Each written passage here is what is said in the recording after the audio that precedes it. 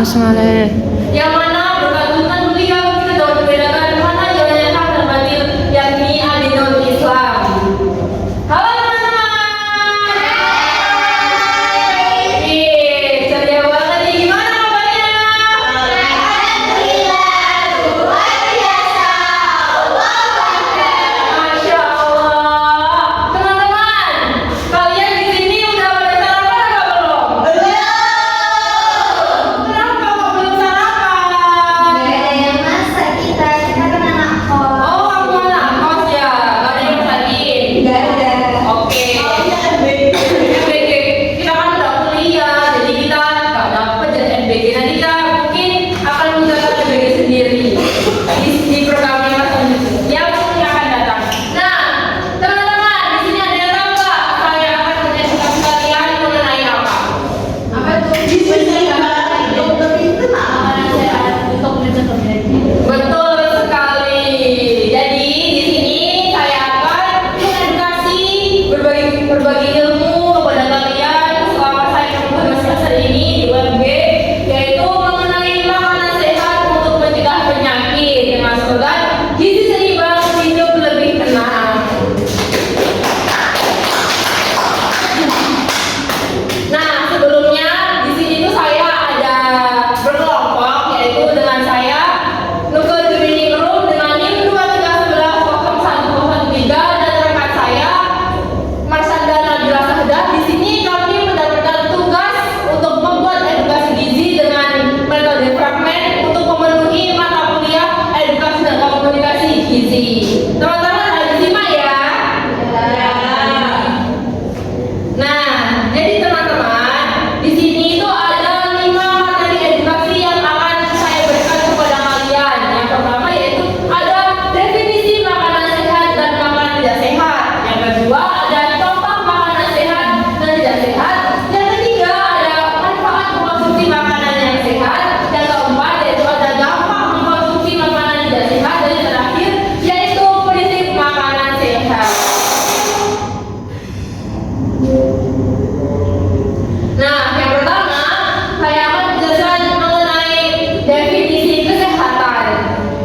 Kesehatan merupakan nikmat terbesar dari Allah Subhanahu wa taala yang diberikan kepada manusia, dan salah satu cara menjaga kesehatan adalah melalui pola makan yang baik dan seimbang. Di Al-Qur'an juga sudah memberikan petunjuk tentang pentingnya memilih makanan yang halal, yang thayyib atau baik dan bergizi agar tubuh kita itu kuat, pikiran jernih serta terhindar dari berbagai serangan penyakit.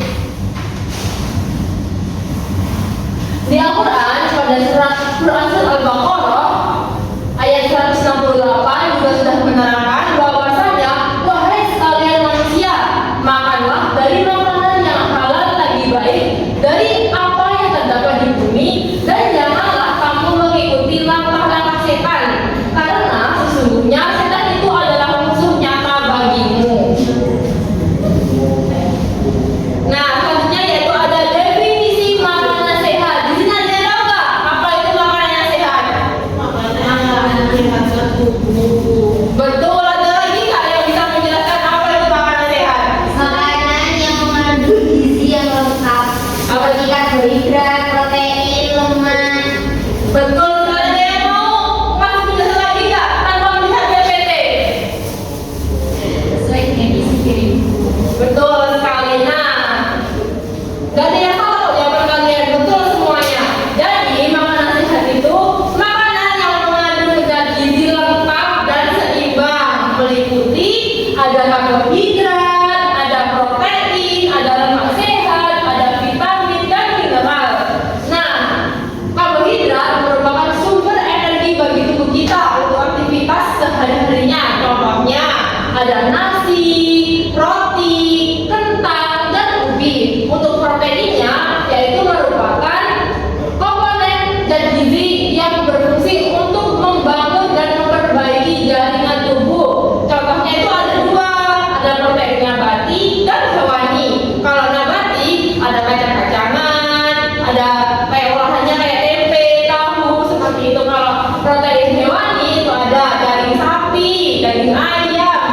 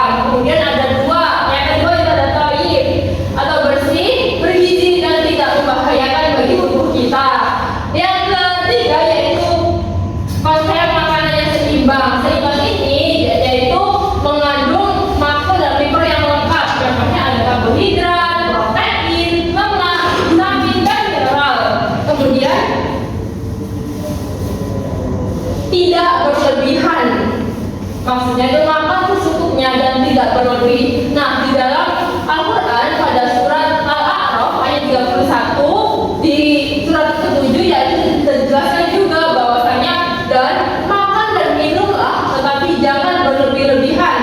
Sesungguhnya Allah tidak menyukai orang-orang yang berlebih-lebihkan. Jadi kita itu harus makan yang secukupnya saja sesuai dengan kebutuhan kita. Kemudian tadi kan ada ya yang jawab makanan sehat itu sesuai dengan pedoman isi diriku. Betul sekali. Makanan sehat itu tidak harus mahal teman-teman. Yang penting sehat dan bergizi. Isi piringku itu dalam satu kali makan isinya itu ada setengah piring berisi sayur dan buah-buahan, setengah piring lainnya itu berisi makanan pokok, lauk pauk dan air 2 liter per harinya. Kalau kalian misalnya nggak bisa ya minum air 2 liter per hari itu sebenarnya harus ya 2 liter itu, cuma kalau kalian nggak sanggup yang minimal 1,5 liter juga nggak apa-apa. Nah, tujuannya itu agar tubuh mendapat gizi seimbang seperti energi dari karbohidrat, protein untuk membangun jaringan tubuh, serta vitamin dan serat dari sayur dan buah-buahan. Nah, di dalam konsumsi harian kita juga harus memperhatikan makanan yang harus dibatasi, teman-teman. Yang pertama yaitu pada garam. Itu kita boleh mengkonsumsi dengan batas maksimal 1 sendok teh tiap harinya. Kalau gula itu maksimal 4 sendok makan per harinya dan minyak itu maksimal 5 sendok makan per harinya. Di sini siapa yang suka gorengan? Orang kalau suka sayur, suka buah, kan juga suka gorengan ya kalian itu.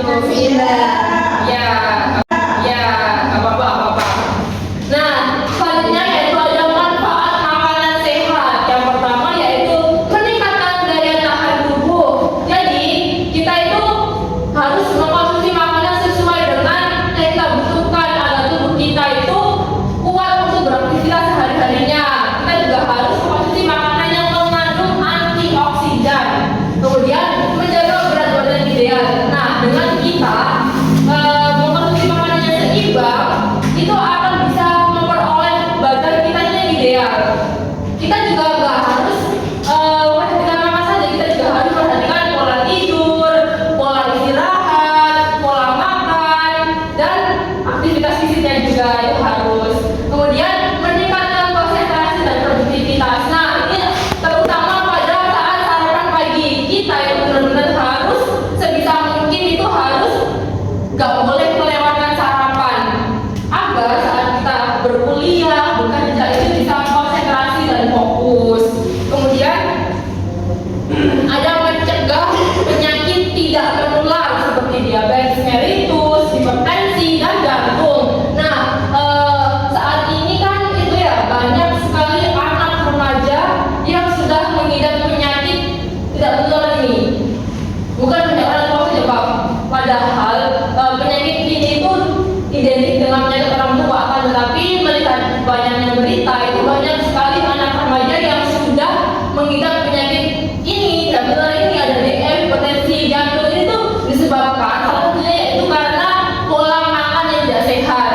Contohnya kayak kita kan apalagi Gen Z ya suka makanan yang fast food, junk food, kemudian pedas-pedas, tinggi garam, kemudian nggak diselingi dengan aktivitas fisik yang cukup, cuma skor TikTok, terlalu headpan, kemudian apa YouTube-an gitu. Jadi apa namanya kita sebisa mungkin kita juga harus selain memperhatikan pola makan, kita juga harus menyeimbangkan dengan aktivitas fisik. Nah, aktivitas fisik itu nggak harus kok yang berat kayak satu hari selama 2 jam 3 jam itu nggak perlu. Satu hari itu minimal kalau bisa 30 menit. Contohnya kayak naik turun tangga, kalau kalian udah punya tangga ya, kemudian nggak kemudian kayak kalian lari kecil, bantu ibu ke warung gitu kan, jalan kaki, kemudian jogging kecil-kecil, jalan kaki kalau ke sekolah, berkuliah gitu agar apa namanya dan tetap bersungguh itu bisa lancar. Kemudian terakhir yaitu membuat tubuh bugar dan berenergi.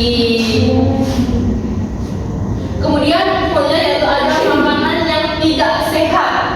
Kalian tahu nggak apa itu makanan yang tidak sehat tanpa melihat PPT? Makanan yang tidak ada gizinya. Nah, betul sekali. Ada yang tahu nggak apa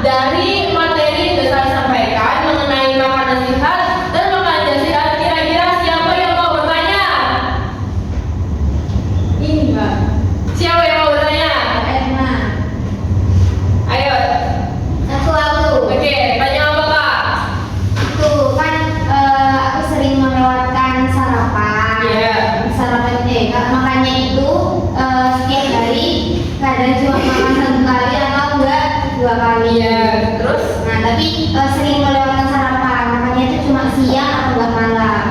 Nah itu gimana memenuhi gizi seimbang itu? Jadi gini, sebelumnya mengapa kok sampai Mbak itu melewatkan sarapan? Itu karena faktornya apa dulu penyebabnya?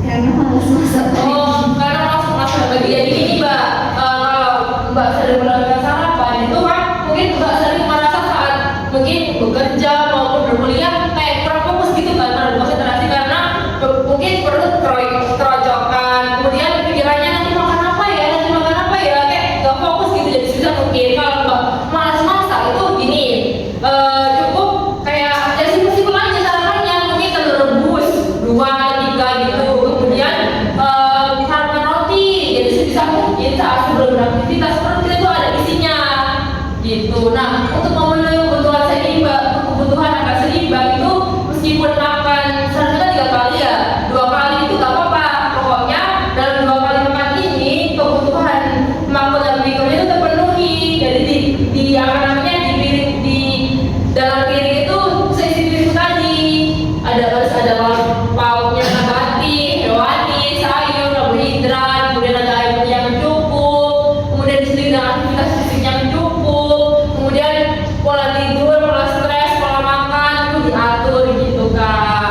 Tapi kalau misalnya sarapan itu Kenapa? boleh bisa, jadi kan makanya malas sarapan. Oh, jadi Kak kamu tuh gak mau bawa air besar gitu?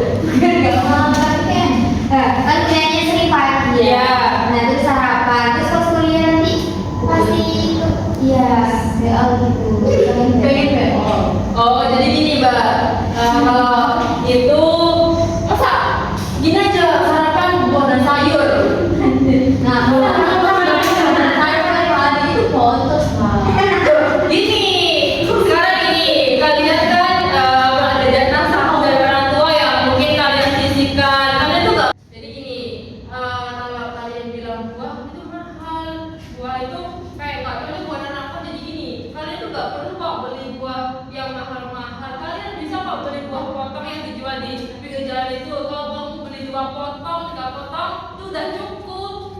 Padahal kalau dibanding dengan jajan kalian nggak sehat sama buah, saya kira itu mahal jajan kalian nggak sehat, ya kan? Ya. Daripada buahnya, ya kan? ya. Gimana? Apakah udah puas dengan jawabannya? Ya. Udah. Ya, nah itu tadi edukasi dari saya mengenai